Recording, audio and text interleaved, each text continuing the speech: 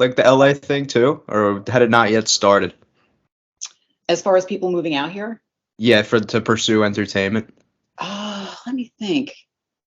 I didn't really meet most of other cast members until after my show was obviously over with. And I know several people from my cast moved out here, including Jason, one of my roommates. He ended up working for Buena Murray Production and became a Wow. casting agent. So like he casted the Hawaii cast. That was such a quick turnaround then, because you Yeah, went from yeah. just cast member to then I'm casting. Employee, yeah. Yeah, basically. Gotta wonder how he like got up into the ranks that fast, huh?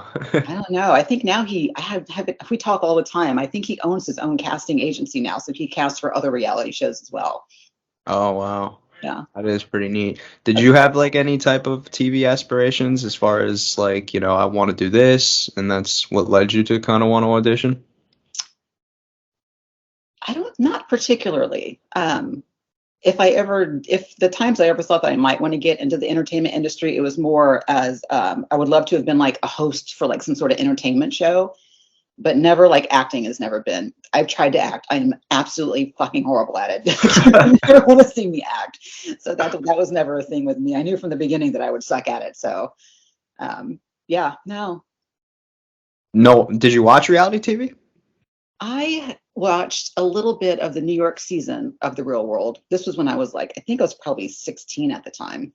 And I never really watched it after that. So I ended up applying for my own show just because I happened to be home from work one day and the Miami season was rolling. And you know how they used to do, or they might still do marathons where they run it like all day long, nonstop. And I just happened to catch like they put the thing on the screen that said, if you're interested in being on this show, send in a videotape of yourself. And I thought it was all just like meant to be. So I applied and that's how I ended up getting on. And crazy enough, I've only seen my own show once. I've never seen it again since 1997. That's another popular thing too. I hear a lot of people once they get done, they're like, I'm not watching this I thing. know. And it's just mortifying. The whole thing is just mortifying to watch yourself. So yeah, I saw it once.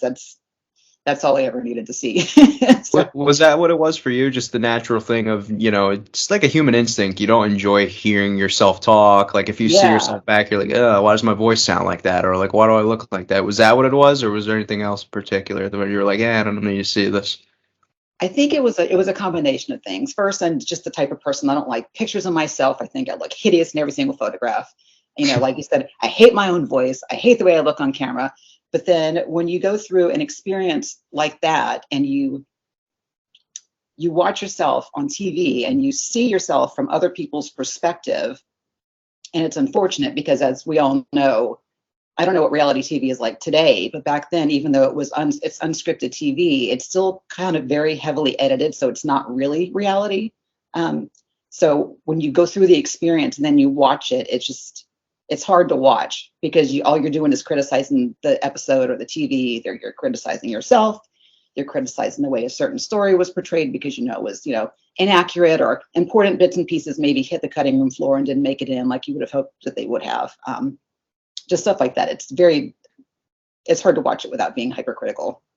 Right, like it's more of like I'd say maybe a frustrating thing, because if maybe something that you did, like let's just say in real time 3 weeks prior, and then it gets put into a separate context, and it's like you kind of like cringe, and then you're like, why is that happening? That It's type of thing. true.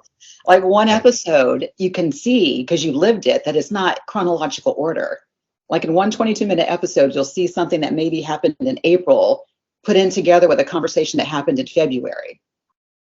And I should have known that that was the way it was going to be like, because part of our contract, there was a clause in there that we can't change our appearance.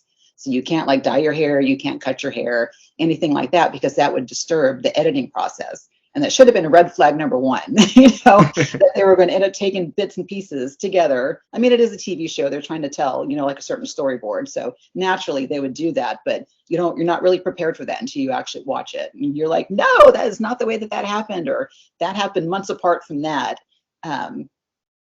Taken totally out of context, but it's entertainment. It's not a documentary. The scariest part is it probably wasn't even at its peak in terms of putting things out of chronological order at that time, because I'd say you were still during that era in which it was more documentary style, right? Like you guys were just kind of like living and breathing, so to speak, and they were just Yeah. filming like everything you're doing. Whereas Yeah. I think, I mean, you probably don't tap into it all the time, but I would say like reality TV's the genre has kind of changed and evolved so much to where it's like now there's like a clear, I think, agenda where they want you to act a certain way and more so gearing towards like wild and party type behavior now, whereas you guys, it wasn't really like that. No, for the most part, we did pretty much anything that we wanted to do, and we said anything that we wanted to say. So we would just, get up in the mornings. You'd have to call downstairs after you like took a shower and you were ready to get dressed, so they can come and put your mic pack on you, and you wore that microphone all day long until it was time to go to bed. And then the PA would have to come upstairs and take your mic pack off. And there were stationary cameras around the house, so they're capturing you all the time. And then, of course, you have the separate, camera crew where they have the audio guy and stuff that are following you around. And they were pretty much doing their best to be just a fly on the wall and just to watch you and listen to you and just try to capture anything that they could while they were doing that. And it was even one of the rules, and might still be, that we weren't even allowed to communicate or talk to any of the crew members with the Yeah, it exception still of the is. directors. Yeah, because they don't want any type of interaction whatsoever. That's what they call the fourth wall. If you look at the camera, you break the fourth wall. Yeah. So they were pretty lenient with you guys as far as like what you could do. Like, did you guys have any curfews or like any strict policies aside from that? Yeah, we had a curfew, and I can't remember if it was 3 a.m. or 4 a.m., but our filming process was 22 weeks. So you're talking like 5.5 months, and you were only allowed to spend, I think, if I remember correctly, it was maybe 5 nights away in total. And if you broke your curfew, they consider that to be one of the nights out.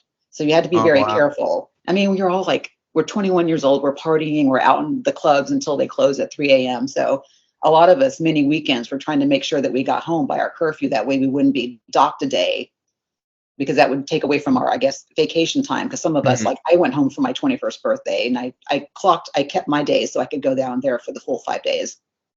Then you had people like Cyrus, who was out all night long, all the time. And like, he would come in sometimes like at 4:30 and get in trouble, you know? Um, and I think other than that, I mean, there were times where we weren't allowed to go to certain places because we had to give the crew our itinerary every single morning, because they would usually have to call ahead to those places, such as the restaurants, to get permission to film there. And sometimes restaurants were really cool about it. And then sometimes they just didn't want that type of drama in their business Yeah. establishment. So if they wouldn't allow the camera crew to come in, then we had to change our plans and we weren't allowed to go, because they needed to be with us, at all times. So in that respect, I guess there were a couple of times where we had to not necessarily live our lives normally. We had to pretty much pick places that allowed filming. Did Boston give you guys a tough time, like the place itself, like people and stuff? Because I hear other cities get a little rowdy when it Yeah. comes to the real world cast. They weren't particularly happy that we were there.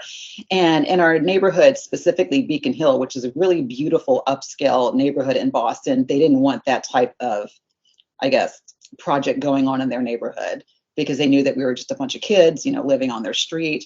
I think even one of the senators from Massachusetts had a house on our street. It was very kind of What are the odds? quiet and, residential. And yeah, so we got a hard time. And then we also had problems where a lot of the gossip magazines there, like we had our trash stolen multiple times.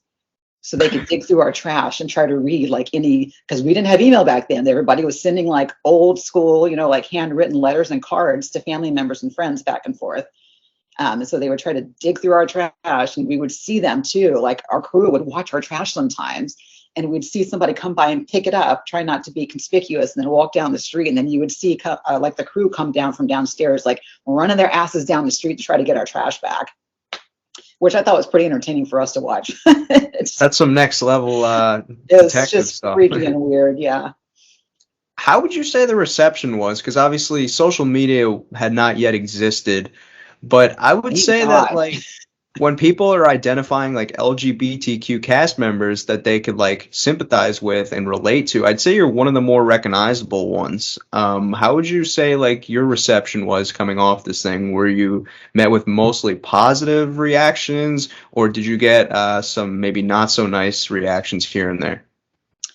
I think overall I got really positive reactions. My family wasn't too happy about me being 100% out while I was on the show. Mhm.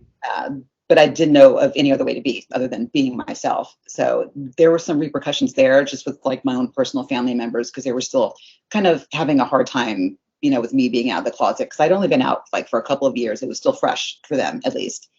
But as far as the general public, I think it was a pretty great reception. I did a lot of traveling, as most of us did at that time, to different colleges and universities, speaking to like gay youth groups, to student bodies, teaching them about diversity and inclusion. And, you know, uh, our experience was very similar to a lot of college students when they first moved to their dorm room. You're put into a situation where you're living with total strangers and you have to learn, how to get along with each other. And you end up going through this, great growth period. So in that respect, a lot of colleges related to our experience being, thrown into a mix. So we spoke a lot about that and it was fabulous. I mean, it was really great. Like everybody was just so wonderful about it. Um, I think the only negative reception I usually got was from my own gay community of gay women. They had a little bit of a hard time because when I was on the show, I was in a relationship for half of the show. And then when I wasn't in a relationship, I was just, I was open to all things. I was really into drag queens. I was really into drag culture. I think they dedicated like an entire episode to that. And there were just some women out there that had a hard time with me because of that. They didn't think I was either a real lesbian, or there were people sometimes that they didn't believe that it wasn't scripted. So sometimes they actually thought I was just playing a character and they Oh, didn't think that I was actually gay. So there was that, but that was the minority. Like by and large, vastly, everybody was fantastic. so what? It was like maybe a thing of they felt like you maybe weren't like the right representation of like what they stand for or something Yeah, like that. maybe. I don't know. Yeah. Yeah. Um, I had a hard time dating, when I came off the show because um, back then, like the climate in 1997, nobody even liked the term bisexual back then. Like Hmm. if you were bisexual, you were almost discriminated against within your gay community. Which of course is not like that today. Like more people are so much more open today about, people just loving people for who they are, and none of the rest of it matters. But I guess because I was like really into drag queens and drag culture, some girls just were like, well, you maybe aren't a real lesbian, and maybe, us going out to dinner or going on a date probably isn't going to work out in the long run. So why bother? I had to constantly keep explaining myself, I guess, as a lot of gay people do. Like the coming out process is lifelong. It never stops. You're constantly coming out to Hmm. people and trying to answer their questions and make everybody feel comfortable. But yeah, so that was that. Did Was what it you, was. yeah, did you want to like break away from maybe being like seen or known publicly as much for a while with maybe wanting to like step away from the spotlight at all? Yeah, I think I did. There wasn't social media back then, but we had. Do you remember like AOL? Do you ever used Yeah, to go yeah. like the message boards and the chat rooms? People are vicious. Like when they can be so mean. I mean, as we all see now on social media, people, man, they do not hold back. They will rip you to shreds.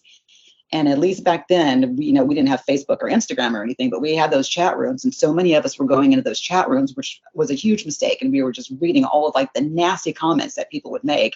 And part of me was like, my God, this is part of being in the public eye. Like you're putting yourself out there to be just railed and ripped to shreds by complete strangers. And that's very difficult, because, you hear a bunch of compliments, but the one thing you're going to remember is that one like negative thing that somebody said about you, and you can't let that go. It really takes down the self-esteem.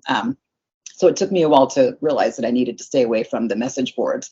But that alone, I'm like, God, like I don't want to ever sign up for that again. It took me a couple of years to even agree to go on an All Stars challenge because I kept saying no because I didn't want to Mm. be back on TV anymore. Fortunately, I changed my mind. I ended up going to Jamaica to do the All Stars Battle of the Sexes, which was an amazing experience. But it took a long time, I guess, to sort of deprogram myself in order to be able to put myself back out there. So, do you think that you were affected at all mentally from your time on the show, or? Oh, totally. Like, I still think I have some PTSD because Yeah. I keep trying to watch the homecoming shows on Paramount Plus. And I But you just like relate can't. to it so much that like you kind of can't. Yeah, it brings back so much shit, that it's hard to watch. I've only been able to make it through the first couple of episodes of each season, and I'm friends with Danny in real life, so I really wanted to watch his homecoming season for New Orleans. Man, I cannot make it past episode 3. It almost gives me an anxiety attack because it just takes me back to that time. I'm with you. I've had several experiences in my life, like even like well past high school, right? Like if I go back to like the old like auditorium or like school just to for like a sibling graduation, I get like so much like built up like trauma from just being in that space at one point in my life, even though I'm no longer there. So Yeah. like I get where you're coming from in that aspect. Obviously way different situations. Like you had to have your life in front of like millions of people, but No, I like get I didn't yeah. even go to my own high school. I've never been to any of my high school reunions for the same reason. Like my teenage years were not the greatest, and putting myself back there, it's like reliving the trauma all over again. No thanks.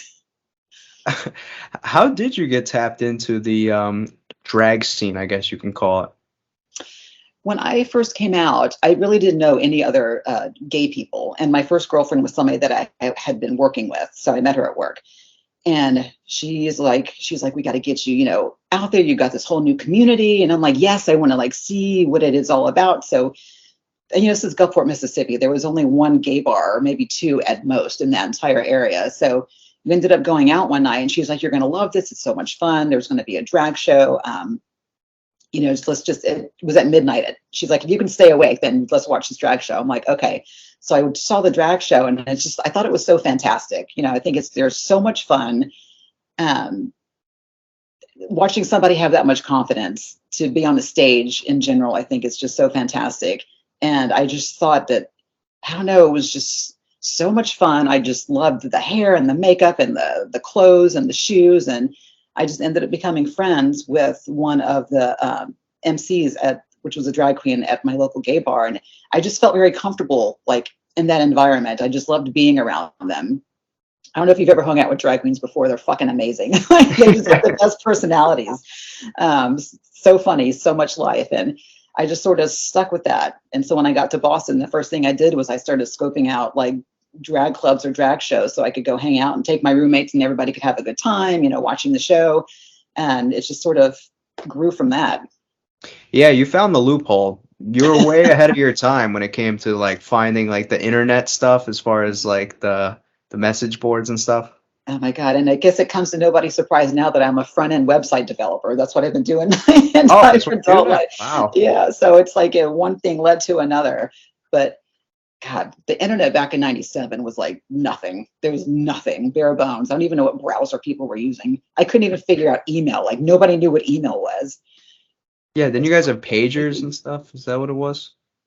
We had alphanumeric pagers. There were no cell phones back then. And so we had to wear those around all the time too. So if for some reason, like a camera crew or a director couldn't find us, we would get paged nonstop all day long, having to go to payphones to check in. Mm.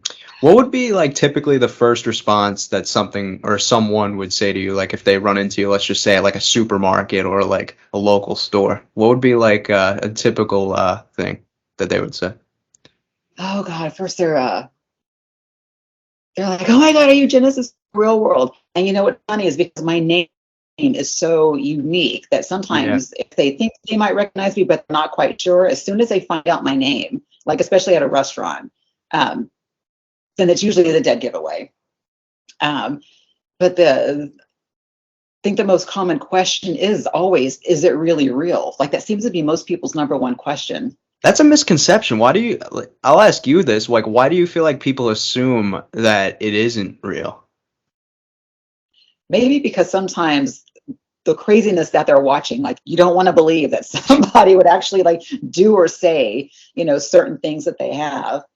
Um, I mean, my guess is that's usually what it is, because they just can't even believe like what they're looking at. And it's probably very hard for a lot of people to comprehend why you would even put yourself in that position to begin with. Hmm. because it's hard. I mean, it's very hard. I ended up like talking about it in therapy years after the fact, because having your privacy stripped away voluntarily like that, it takes a toll on you.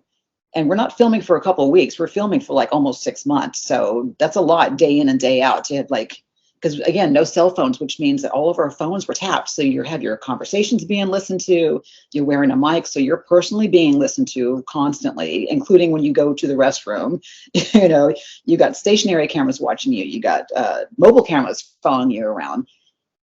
And somehow you get used to it. It's just the weirdest phenomenon. Like it only took a couple of weeks before you seem to like kind of forget that all of that's going on. And maybe it's because you're looking at the same faces, you know, every single day. It was always the same camera guy or the same audio guy. And you're in this like almost co-living situation that you just somehow become accustomed to.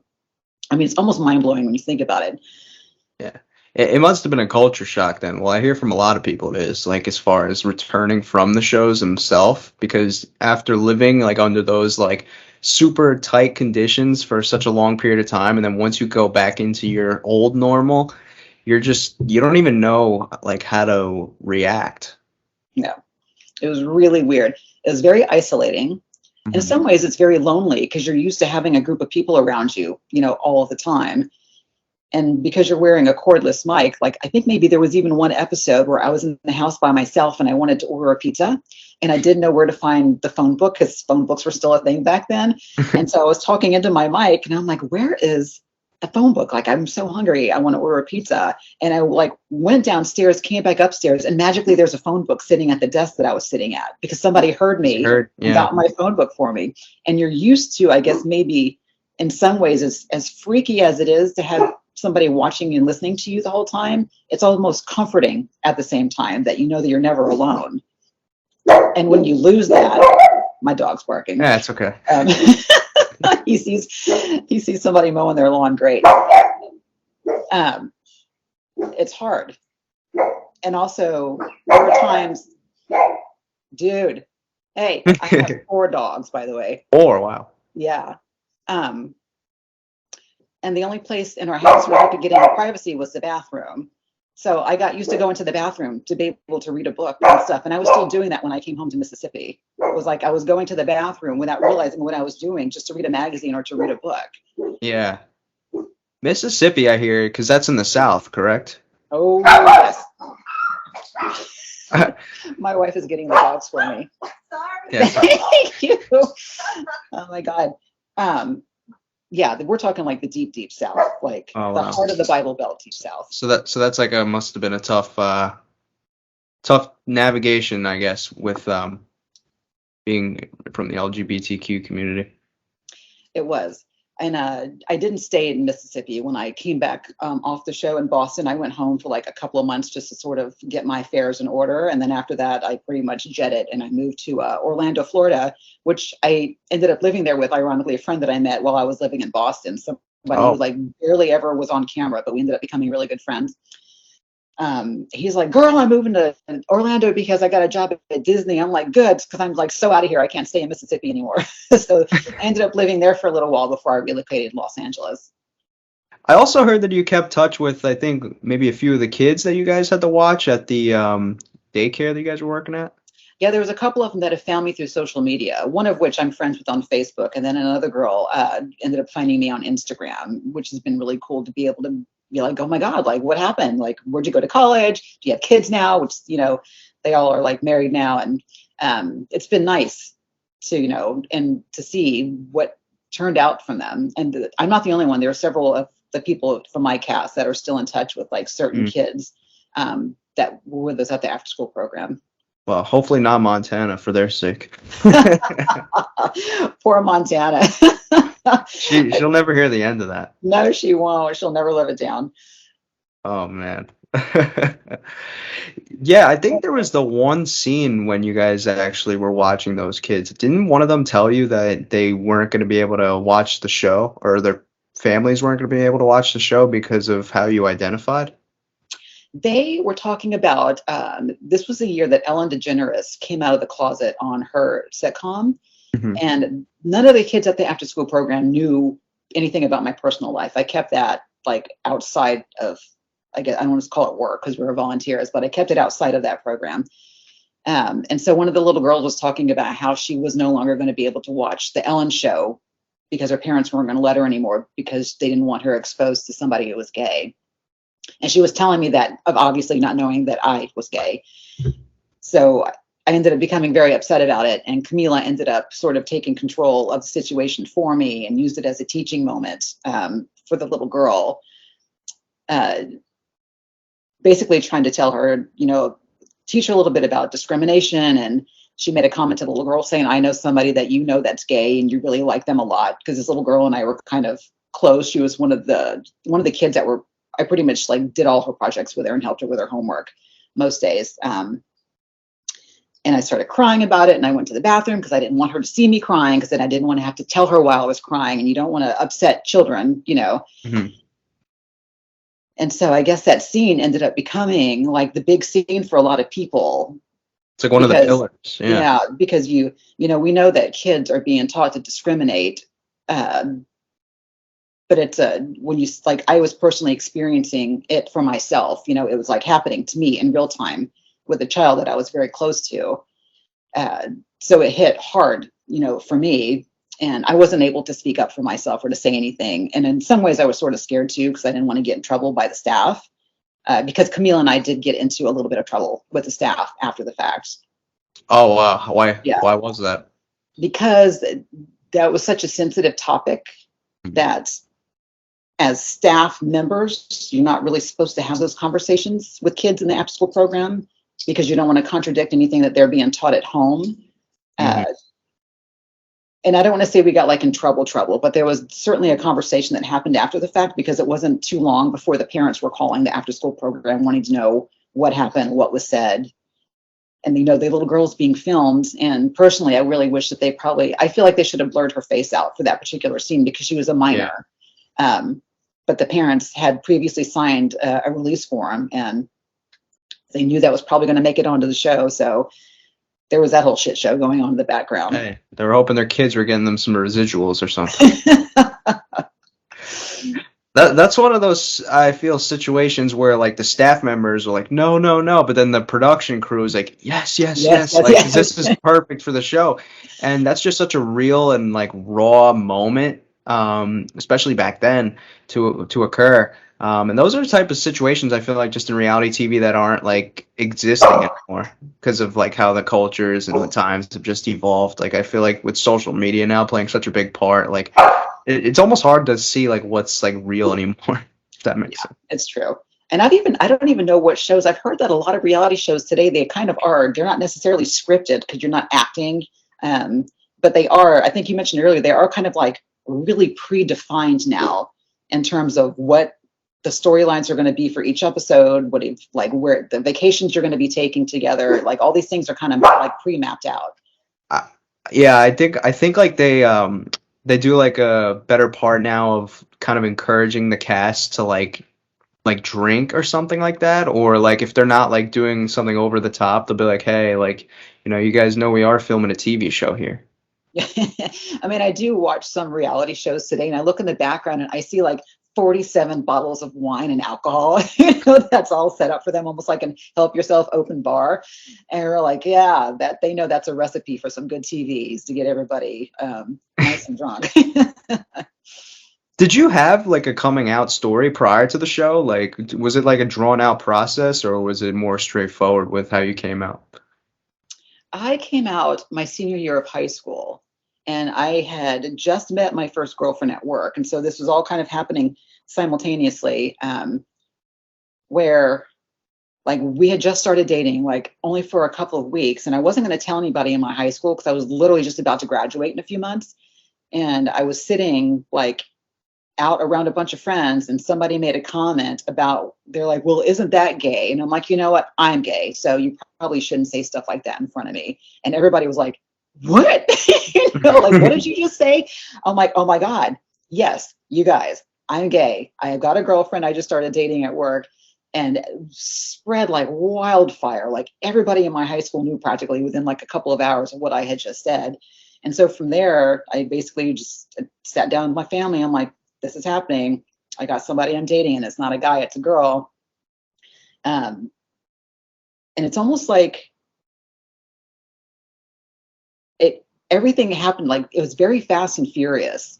I think I was so relieved to finally figure out like who I was, and um, I was almost very proud of the fact that I had felt so alone for so long, and I finally, was going through this process of self-discovery, and I sort of figured myself out. That I was just so happy about it. I didn't understand that nobody else would be happy for me, So I was pretty much telling everybody all the time.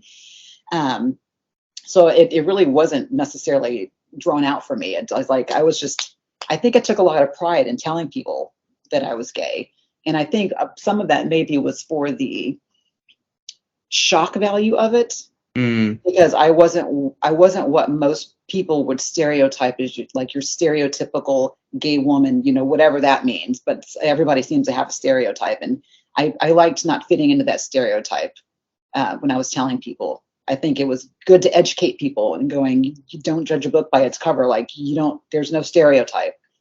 What did you think like the stereotype was like back then? Like was it more like probably masculine, would you say? Yeah, like most people pictured like a chick with a mullet cut and a motorcycle and and that's just nobody I knew was like that.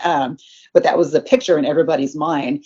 Similar to, I guess, what a lot of people would stereotype, gay men being. They would never think in a million years like this amazingly gorgeous, I guess what they would consider to be masculine guy could ever maybe be a gay man. And it was just sort of like breaking down those walls and those stereotypes at that time. I was very happy to play a role, I guess, in that, so to speak.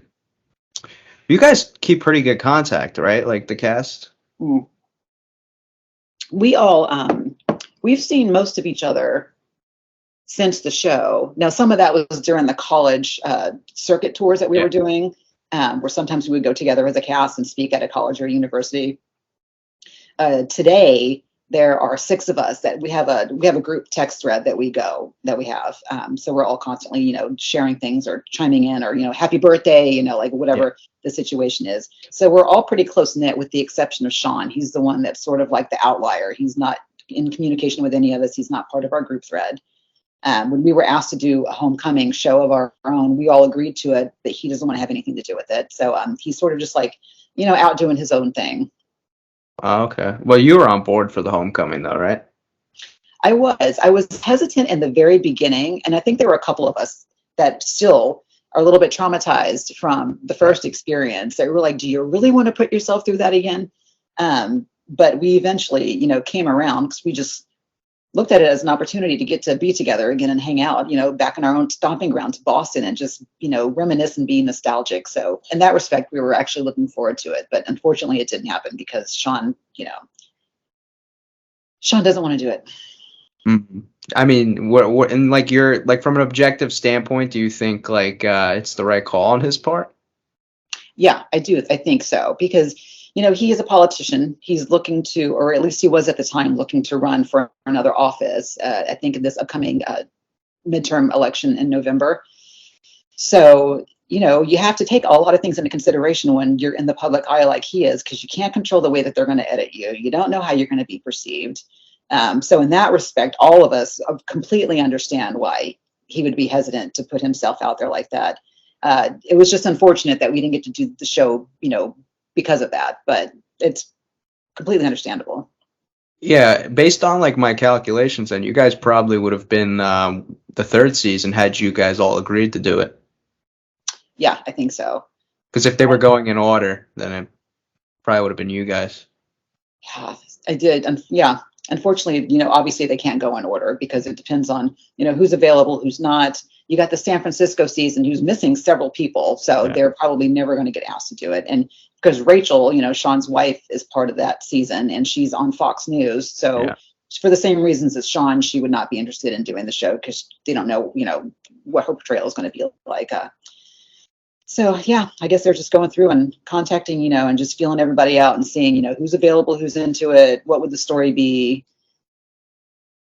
Yeah, all the hot rumors are flying around now that Miami might be the next one on the market. Apparently they've got all 7, but they haven't got. That would be great. Yeah, that's cool. Yeah. Would you tune into that one?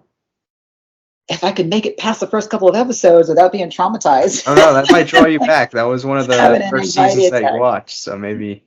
Ugh. And New Orleans. Have you seen the New Orleans Homecoming? Yeah, I loved it. Okay. So, it's like Julie is like one of the things that I'm having the hardest time because I'm just looking at her going like, no, don't Yeah, do that. Don't say that. it's definitely a bit polarizing. When because I told you who I was with yesterday, they Mhm. obviously have a much different reaction than I may because it's a little bit more polarizing because they came right around the time when your season was premiering, when it was more like documentation type of route that the show is going in, right? Yeah. Whereas like the New Orleans might have a little bit of more spice to it, where it might feel less authentic. That's just like me from an objective outside perspective. So I could kind of see where they might be in terms of their opinions, Yeah. but I mean, one can't deny that it's got something for everybody. I feel though the That's Homecomings, true. like they connect to at least somebody. Yeah, So that's definitely true. how did you enjoy your times on the challenges though? Like, was that something that I you took really like? love them. I love the great thing about the challenges is they don't really focus on your personal life. And that's Mm-hmm. what I think I really enjoyed about it the most. So when I was doing Battle of the Sexes 1 in Jamaica, I made it toward the end-ish, which means I was there for pretty much the whole time other than maybe the last 5 days. Yeah. I really got to enjoy spending my time in Jamaica. I loved meeting new cast members. And I love the fact that the show really was more focused on the competitions, as opposed to, our personal life, which is what, the real world was about. Battle of the Sexes 2, I ended up being one of the first to be voted home because I was a team captain, so I didn't get to spend a whole lot of time there. But by far, definitely enjoyed it so much more than filming my actual show. Oh wow, that's an Yeah. interesting take. I hear a lot of people they're like, "Oh, the original show's my baby," and then the spin-off shows are just like, "Eh." No, not me. Totally opposite. Love the spin-off shows. Yeah. Well, you got into health and fitness, right? So that must have been in your wheelhouse then with the competition stuff, didn't you? Yeah. Yeah. I really Okay. enjoyed it. Yeah. Mm-hmm. All And right. I've been asked to do the past two challenges, and unfortunately, I had to turn them down because of scheduling. I just had like pre-existing like trips and vacations and stuff. But definitely, if they were to ask me again, I would love to do it because I'm really into like that type of like physical challenge, or give me a good reason to get back in shape. Oh, the ones they're doing now on Yeah, Paramount Plus. Oh, yeah, wow. yeah. All right. So for those that are holding out hope that we'll see Genesis on a challenge that are watching this, they're gonna be like, Maybe, yeah. yes. Maybe. Yeah. But thank you again for taking the time out to do this. I'm Sure. very glad that we were able to connect, and I had a fun time chatting with you. Maybe going back down the rabbit hole a little bit on some old times. Yeah. Yeah. Yeah. But thank you for having me. All right. Have a great rest of your day. You too. Bye-bye. Bye.